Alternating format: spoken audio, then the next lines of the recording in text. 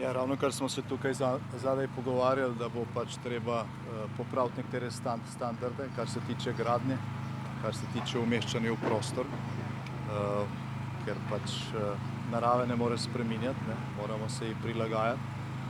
In kot sem rekel že prej, ne, do ujm bo prihajalo, škode bodo, se pravi, se je treba tudi tako organizirati, da bo pomoč, in to ne samo ta solidarnostna, takoj ob samih dogodkih, ampak tudi kasneje pravočasno. Hvala lepa. A lahko še glede kmetijstva? V kmetijstvu tako ali tako tečejo projekti prilagajanja na podnebne spremembe, ampak dejstvo je, da na to se pravzaprav ne moreš pripraviti. Tudi protitočne mreže v taki ujmi, ki meji na tornado, pravzaprav ne pomagajo, in drugi ukrepi.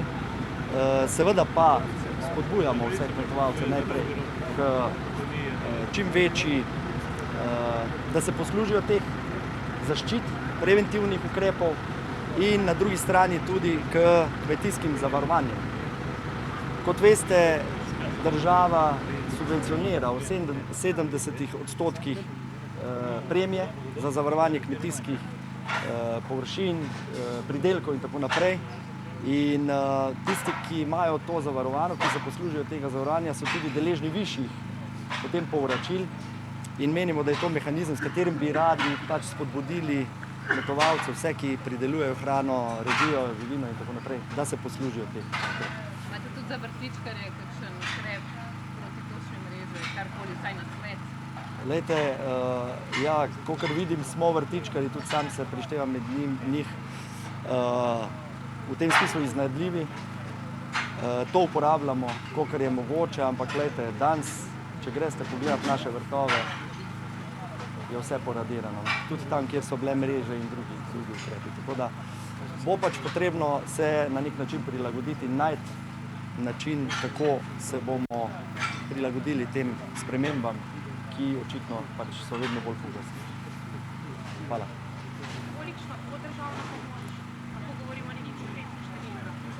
Ne moramo govoriti o konkretnih številkah, ker smo zdajle na terenu. En državni sekretar skupaj z generalno direktorico je na vzhodu, Videm pri Ptuju in okolica. Naš direktor za gozdarstvo je bil tukaj v okolici, pogledal škodo na gozdovih. Jaz sem z drugim delom ekipe tukaj. Poglejte, škodo bomo lahko ocenili šele, ko bo popisana in ocenjena in vnešena v naš sistem, ki ga imamo. In pa šele potem, to pa je zdaj, lahko rečem, določba tega zakona, ki nas morda malo omejuje pri hitrosti, ko bo statistični urad naslednje leto objavil cene pridelkov, kmetijskih pridelkov, takrat lahko naredimo končno ceno. Ampak bomo, glejte, tako kot sem se zavezal, že danes na vladi smo o tem govorili, in skupaj z gospodom Podgorškom iz Kmetijske zbornice pa s predsednikom vlade bomo iskali poti do tega, da bi nekako prišli do hitrejšega odzivanja.